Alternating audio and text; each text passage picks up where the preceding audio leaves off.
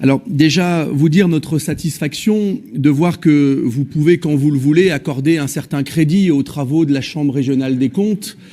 Il est un temps pas si lointain où, parlant des travaux des magistrats, vous parliez de travail partisan, à charge dans la grande théorie du complot qui vous anime, et vous remettiez en cause la pertinence des analyses et surtout leur impartialité. Je vois que quand les rapports sont plutôt positifs, vous y trouvez bien évidemment votre compte. J'espère que voilà, cette pertinence accordée au travail de la Chambre prévaudra à l'avenir pour l'ensemble des travaux qu'elle sera amenée à faire concernant la ville de Saint-Étienne. Alors effectivement, vous l'avez dit, ce rapport, une fois n'est pas coutume, est plutôt positif pour la ville de Saint-Étienne en ce qu'il porte sur l'accès de nos jeunes Stéphanois à la pratique sportive et aux équipements sportifs. Et effectivement, personne n'a jamais dit qu'il n'était pas possible de faire du sport à Saint-Étienne.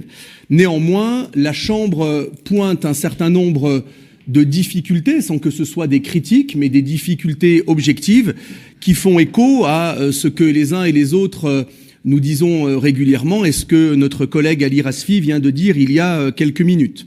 La Chambre parle en particulier d'équipements vieillissants, vous l'avez dit, Madame Masson, tant et si bien que la majeure partie de l'effort financier de la ville de Saint-Étienne est en investissement au titre de la conservation de ce patrimoine vieillissant. Toujours est-il que la Chambre fait le constat, comme nous l'avons fait, d'équipements qui sont saturés en raison de la grande variété et de la grande richesse de l'offre associative de notre territoire, et donc fait le constat qu'il y a un certain nombre de difficultés.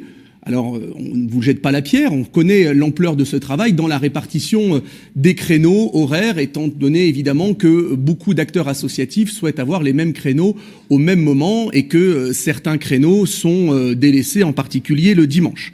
Alors, vous avez dit que partant de ce constat, on ne pouvait pas agrandir les gymnases, les piscines. Effectivement, on pourrait envisager de le faire, mais surtout, ce qui semble ressortir de ce rapport, c'est la nécessité de construire de nouveaux équipements.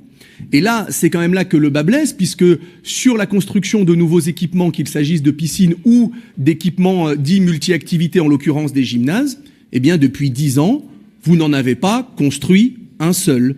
Et donc, on ne peut pas se réveiller 10 ans après en disant « bah ouais, on a un équipement vieillissant, etc. » quand, finalement, vous allez rester dans l'histoire de la ville comme la seule municipalité à ne pas avoir construit le moindre gymnase. Ensuite, en ce qui concerne les chiffres, effectivement, la ville de Saint-Étienne est dans la moyenne, mais dans la moyenne basse.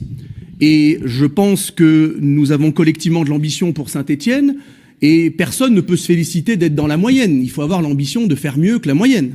En l'occurrence, sur le ratio d'équipement par habitant, alors que la moyenne est de 28,84 équipements pour 10 000 habitants, nous sommes à 25,91 quand on parle bien évidemment des villes de la même strate qui sont évoquées dans le rapport. Ça ne veut pas dire qu'il y a péril en la demeure, ça veut dire simplement voilà, que nous sommes plutôt moyen moins et que nous devons avoir collectivement l'ambition d'être moyen plus. Et pour ça, il faut de nouveaux équipements.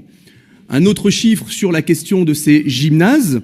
La ville de Saint-Étienne, la Chambre évoque le fait qu'elle en compte en patrimoine propre 36, quand la moyenne des équipements comparables dans les villes comparables est de 42,3 pour 10 000 habitants.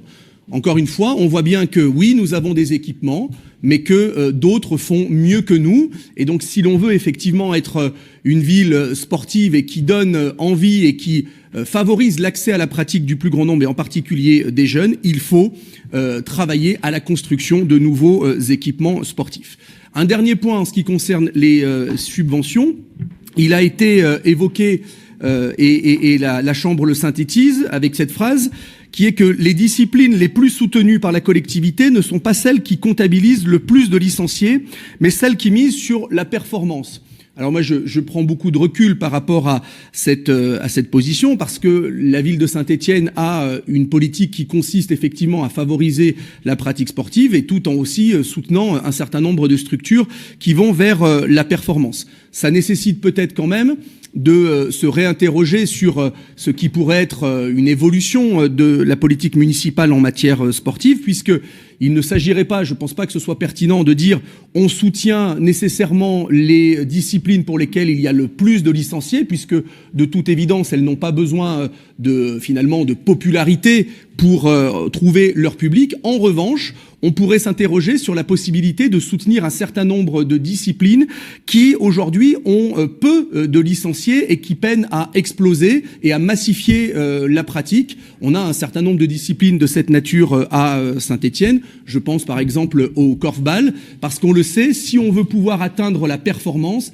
finalement, le premier maillon de la chaîne, c'est de massifier la pratique pour pouvoir faire émerger un certain nombre de talents. Donc c'est peut-être une piste d'évolution, non pas de réorienter ce qu'on fait sur la performance sur les disciplines les plus populaires, mais au contraire, essayer de soutenir un certain nombre de pratiques que l'on pourrait qualifier d'émergentes ou de confidentielles, dans l'optique de favoriser l'accès à ces disciplines-là et à massifier leurs pratiques.